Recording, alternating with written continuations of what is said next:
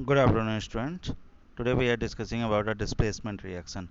What is displacement reaction? Displacement reaction, it is a type of reaction in which a more reactive element displaces the other element. ठीक है ना, from a compound. जैसे ये compound है और इस compound से जो दूसरे एलिमेंट से, जैसे मान लो हमने क्या कह दिया, ए है, एक कंपाउंड हमारे पास क्या है, बी डी है। अब इसमें हम कह रहे हैं कि ए जो है ये क्या है, बी बी या डी में से। अब देखो ये क्या कर रहा है, डी को डिस्प्लेस कर दे रहा है और खुद जा कर के ए बी बना ले रहा है, साथ ही साथ डी को डिस्प्लेस कर दे रहा है। कि जब एक हाईली रिएक्टिव मेटल्स एक लो रिएक्टिव मेटल्स को उनके कंपाउंड से डिस्प्लेस करता है, हटा देता है, तो इसे हम लोग क्या कहते हैं, डिस्प्लेसमेंट रिएक्शन। अब देखिए यहाँ पे एक एक्टिविटी हमको परफॉर्म करनी है। एक्टिविटी क्या है, ध्यान से समझिएगा। एक्टिविटी ये है कि हमको दो टेस्ट ट्यूब लेना है। कितने टेस्ट ट्यूब लेना है, दो टेस्ट ट्यूब लेना है। एक टेस्ट ट्यूब ए ले लेना है, एक टेस्ट ट्यूब बी ले लेना है। ठीक है ना। टेस्ट ट्यूब ए और बी जो हम लोगों ने लिया है, ए वाले में हमको क्या भर लेना है, ए वाले में हम लोगों को कॉपर सल्फेट का सोल्यूशन भर लेना है। क्या भर लेना है, CuSO4 का सोल्यूशन भर लेना है। बी वाले में भी हमको क्या भर लेना है, CuSO4 का सोल्यूशन भर लेना है, कॉपर सल्फेट का सोल्यूशन भर लेना है। ठीक है। अब करना क्या है कि आपको 3 आयरन नेल लेनी है। कितनी आयरन नेल लेनी है, 3 आयरन नेल लेनी है। मतलब लोहे की केल 3 लेनी है, 1 2 3 आयरन नेल लेनी है। इनको सैंड पेपर से हमको क्लीन कर देना है। अब इसमें से 2 आयरन नेल को हम लोग यहाँ से अलग कर लेते हैं, और ये जो 2 आयरन नेल होती हैं इनको हम लोग क्या करेंगे कि टेस्ट ट्यूब बी जो कॉपर सल्फेट का सोल्यूशन कंटेन किया है उसमें थ्रेड की हेल्प से हम लोग इमरेंस कर देंगे इसको। किसके हेल्प से, थ्रेड के हेल्प से हम लोग इसको इमरेंस कर दिए। देखिए इसको जो है हम लोगों ने धागे की हेल्प से लगा दिया। अब थ्रेड के हेल्प से हम लोगों ने इसको इमरेंस कर दिया, तो कुछ टाइम बाद आप देखोगे, क्या देखेंगे, ये कि यहाँ पे आयरन जो है वो कॉपर सल्फेट का सोल्यूशन से कॉपर को क्या करेगा, हटा देगा। और जब कॉपर को हटा देगा तो क्या बन जाएगा, FeSO4 का फॉर्मेशन हो जाएगा, मतलब FeSO4 हो जाएगा और कॉपर जो है हट जाएगा। तो आप देख रहे हो कि आयरन, इसका मतलब क्या है कि कॉपर से ज़्यादा रिएक्टिव है। जब कोई हाईली रिएक्टिव मेटल्स या एलिमेंट्स किसी दूसरे लो रिएक्टिव मेटल्स को उनके कंपाउंड से हटा देता है, तो इसे हम लोग डिस्प्लेसमेंट रिएक्शन कहते हैं। क्लियर हो गया आपको इतना। चलो अब हमको ये बताओ, फेरस सल्फेट। फेरस सल्फेट अभी आप लोगों ने पिछले वाले क्लास में पढ़ा था। फेरस सल्फेट का कलर क्या होता है, फेरस सल्फेट का कलर आप लोग बताएंगे क्या होता है। ग्रीन कलर होता है ना, 7 मॉलिक्यूल ऑफ वाटर ऐड थे उसमें। फिलहाल आप लोग रिएक्शन देख सकते हो। रिएक्शन में क्या लिखा है, आयरन है, कॉपर सल्फेट के साथ रिएक्शन कर रहा है, क्या बना ले रहा है, फेरस सल्फेट। किस कलर का है, ग्रीन कलर का है। ठीक है। और साथ ही साथ कॉपर को डिस्प्लेस कर दे रहा है। ये टेस्ट ट्यूब बी वाला आप लोग देख सकते हो, टेस्ट ट्यूब है। थ्रेड, कॉपर सल्फेट सोल्यूशन और आयरन नेल्स इसमें हम लोगों ने डिप किया। ठीक है। कुछ और डिस्प्लेसमेंट रिएक्शन के हम लोग एग्जांपल देखते हैं। देखिए यहाँ पे क्या है, जिंक है। जिंक जब कॉपर सल्फेट के साथ रिएक्शन करता है तो क्या बनाता है, जिंक सल्फेट और कॉपर का फॉर्मेशन कर लेगा। इसी तरीके से आप लोग देख सकते हो, लेड है, कॉपर क्लोराइड के साथ रिएक्शन करेगा तो क्या बन जाएगा, लेड क्लोराइड और कॉपर का फॉर्मेशन कर लेगा। ठीक है। तो अब डिफिनीशन हम लोग देखते हैं। डिफिनीशन क्या है हमारे पास, the reaction in which more reactive element, ठीक है, displaces another less reactive element from a compound are called displacement reaction। उसे हम लोग क्या कहते हैं, डिस्प्लेसमेंट रिएक्शन कहते हैं। समझ में आ गया डिस्प्लेसमेंट रिएक्शन। अब हम लोग को क्या यहाँ पे पढ़ना है, डबल डिस्प्लेसमेंट रिएक्शन के बारे में पढ़ना है। ठीक है। तो डबल डिस्प्लेसमेंट रिएक्शन क्या होता है, डबल डिस्प्लेसमेंट रिएक्शन के लिए भी आपको यहाँ पे एक एक्टिविटी दिया है। पहले हम लोग एक्टिविटी देख लेते हैं, फिर उसके बाद डिफिनेशन देखेंगे। एक्टिविटी क्या देखना है कि take about 3 ml of sodium sulphate solution in a test tube. ठीक है। मतलब क्या कह रहा है, 3 ml सोडियम सल्फेट का सोल्यूशन आपको एक टेस्ट ट्यूब में लेना है।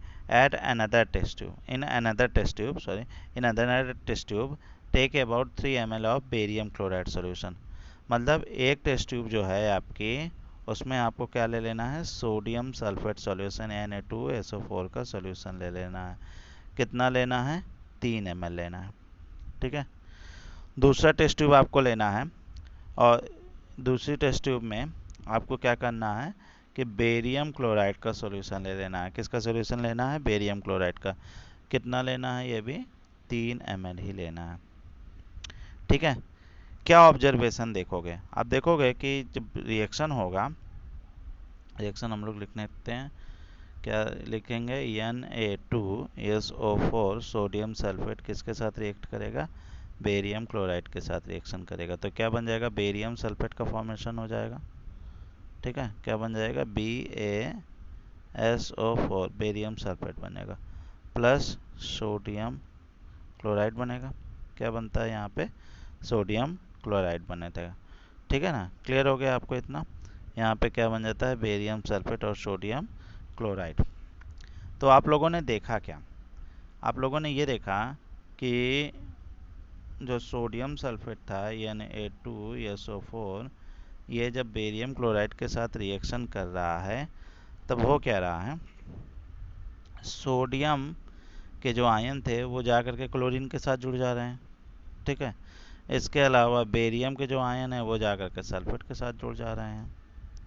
ठीक है, तो हम लोग यहाँ पे लिख रहे थे NaCl प्लस BaSO4। ठीक है ना, अब बेरियम सल्फेट का जो प्रेसिपिटेट बनता है, ये किस कलर का प्रेसिपिटेट बनता है, वाइट PPT बनता है। ठीक, तो आप लोग देख रहे हो कि आयन का क्या हो रहा है, एक्सचेंज हो रहा है। यहाँ पे आयन का क्या हो रहा है, एक्सचेंज हो रहा है। ठीक है, तो इसी को हम लोग क्या कहते हैं, डबल डिस्प्लेसमेंट रिएक्शन कहते हैं। अच्छा, अगर प्रेसिपिटेट फॉर्म होता है, आप देख रहे हो बेरियम सल्फेट का प्रेसिपिटेट बन रहा है, अब अगर प्रेसिपिटेट रिएक्शन में बनता है तो ऐसे रिएक्शन को हम लोग क्या कहते हैं, precipitation reaction. The reaction that produces a PPT can be called as precipitation reaction.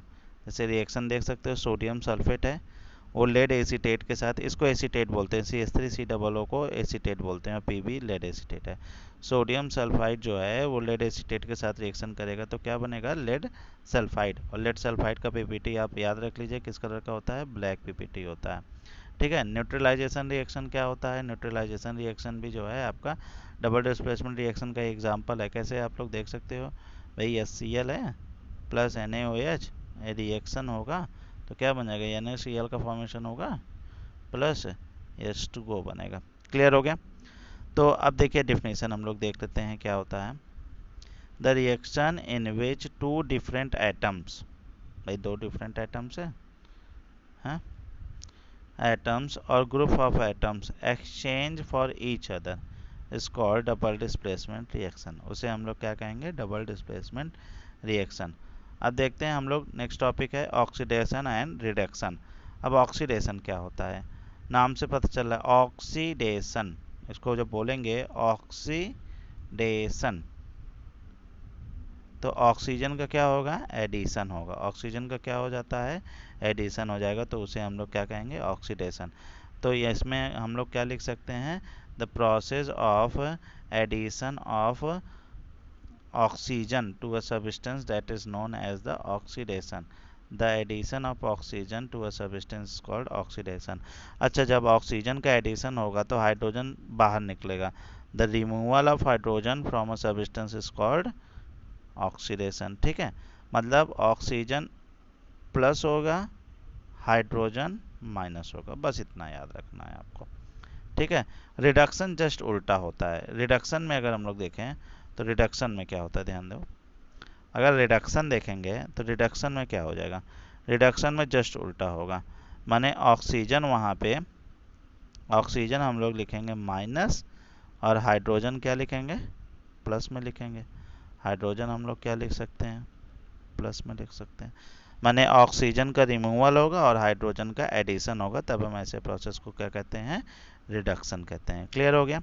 चलो यहाँ पे देख सकते हो, the addition of hydrogen to a substance is called reduction and the removal of hydrogen from a substance is called reduction.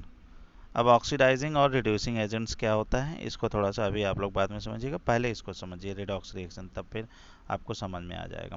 देखो redox reaction क्या होता है। रिडॉक्स रिएक्शन का मतलब ये है कि जब ऑक्सीडेशन और रिडक्शन रिएक्शन दोनों साथ में होता है तब हम इसे क्या कहते हैं, रिडॉक्स रिएक्शन।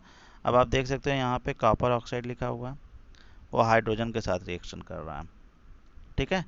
जब कॉपर ऑक्साइड इसके हाइड्रोजन के साथ रिएक्शन कर रहा है तो हो क्या रहा है कि आप लोग देखोगे यहाँ पे कॉपर ऑक्साइड जो है, ये जो कॉपर ऑक्साइड है ये हाइड्रोजन से रिएक्शन के बाद कॉपर यहाँ से अलग हो जा रहा है और क्या बन जा रहा है, H2O का फॉर्मेशन हो जा रहा है।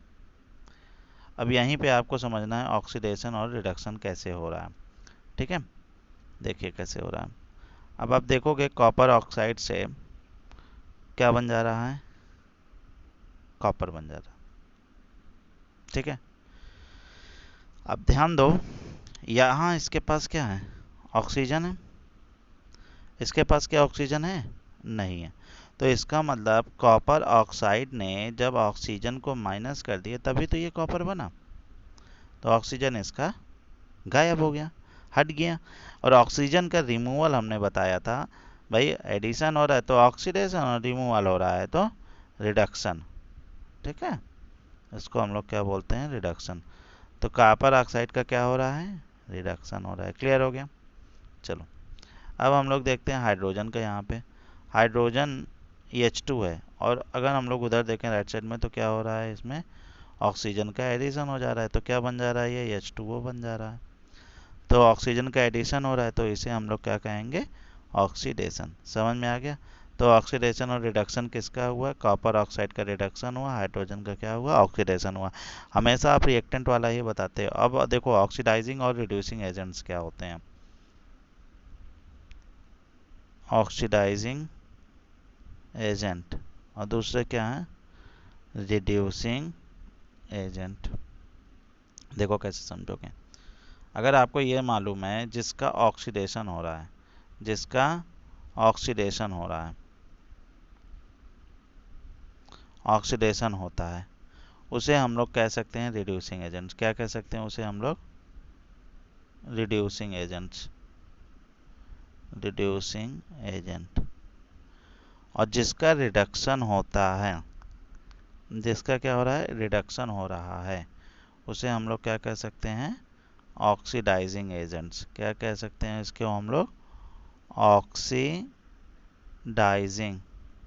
एजेंट। समझ में आ रहा है।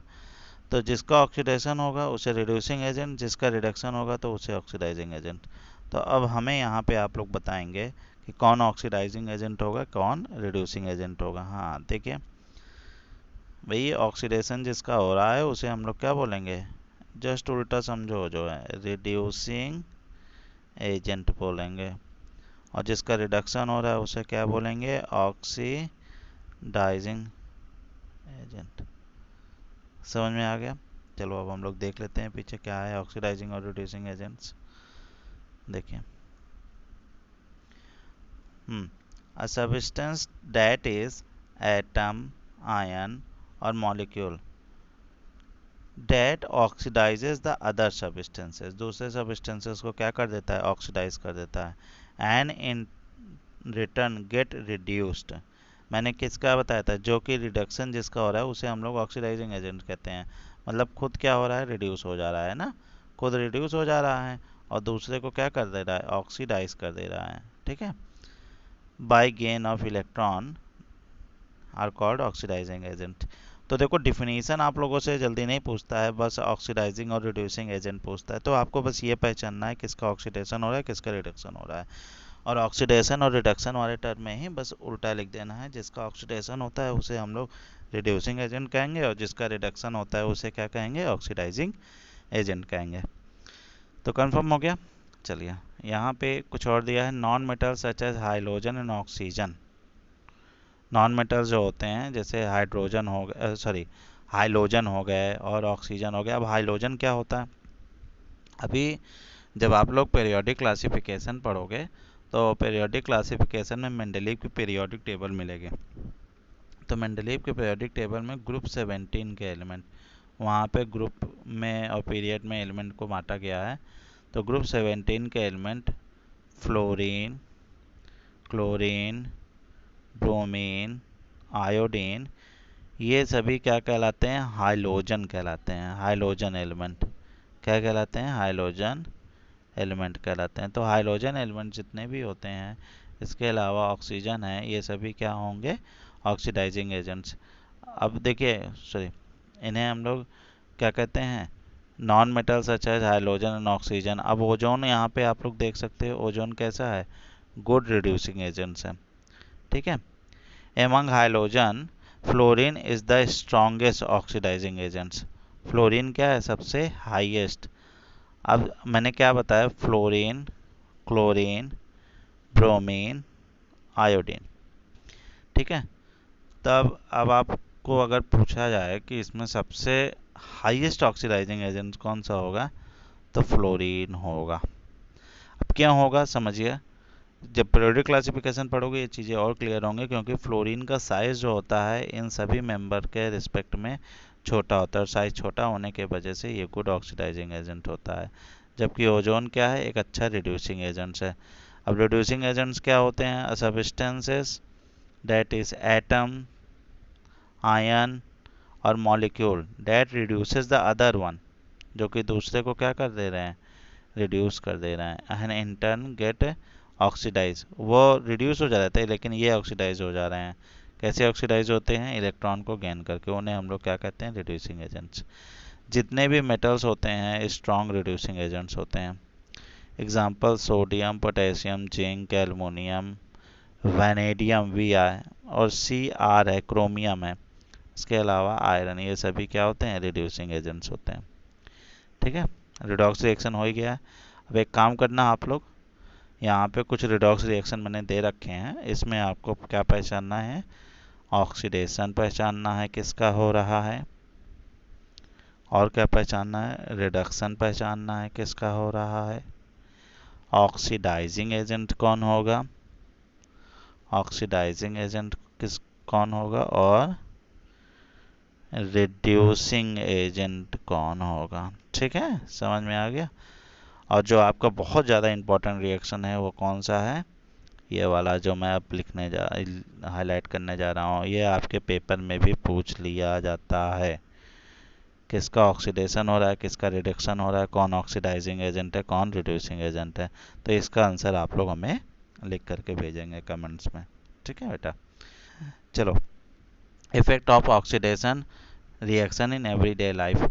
हम लोग जो है अपने डेली लाइफ में भी ऑक्सीडेशन रिएक्शन को ऑब्जर्व करते हैं, जिसमें हमको सबसे पहले क्या देखना है? कोरोजन। कोरोजन क्या होता है? कोरोजन का मतलब, जैसे ये आयरन के आर्टिकल्स हैं, अब इसको खुले में छोड़ दोगे तो ये क्या करेगा? मॉइस्चर जो एयर में है तो उनके साथ ये रिएक्शन करता है, और जिसके वजह से इसका जो सरफेस है वो धीरे धीरे धीरे धीरे खराब होता जाता है। वहाँ पे क्या होता है? रस्टिंग आ जाती है। क्या होती है? रस्टिंग आ जाती है ना। तो इसी को तो हम लोग क्या कहते हैं? कोरोजन कहते हैं। तो कोरोजन क्या हो गया? The process by which metals are eaten. Metal खा लिए जाते हैं। अब खाने का मतलब ये नहीं कि खा लिए जाएंगे, मतलब उनके सरफेस बेकार हो जाते हैं। Metals are eaten up gradually by the action of, कैसे खराब हो रहे हैं? By the action of air, moistures और केमिकल्स ऑन देयर सरफेस, जो कि उनके सरफेस पे पड़ रहे हैं। क्या क्या पड़ रही है? मॉइस्चर पड़ रहा है, एयर पड़ रहा है, इसके अलावा अगर केमिकल्स भी पड़ते हैं तब भी उसका सरफेस ईटेन हो जाएगा, तो ख़राब हो जाएगा। तो हम इसे क्या कहेंगे? कोरोजन कहेंगे। ठीक है। It is mainly caused by the oxidation of metals by the oxygen of air. ये क्यों होता है? क्योंकि अब जैसे आयरन है, आयरन क्या कर रहा है? ऑक्सीजन से रिएक्शन कर ले रहा है। ठीक है। ये ऑक्सीजन कहाँ पे प्रेजेंट है? एयर में प्रेजेंट है, तो वही तो दे रहा है। It is mainly caused by the oxidation of metals by the oxygen of air, जो कि एयर में ऑक्सीजन है उसके जो है मेटल के साथ जा कर के रिएक्ट कर ले रहा है, ऑक्सीडेशन कर दे रहा है मेटल का। ठीक है।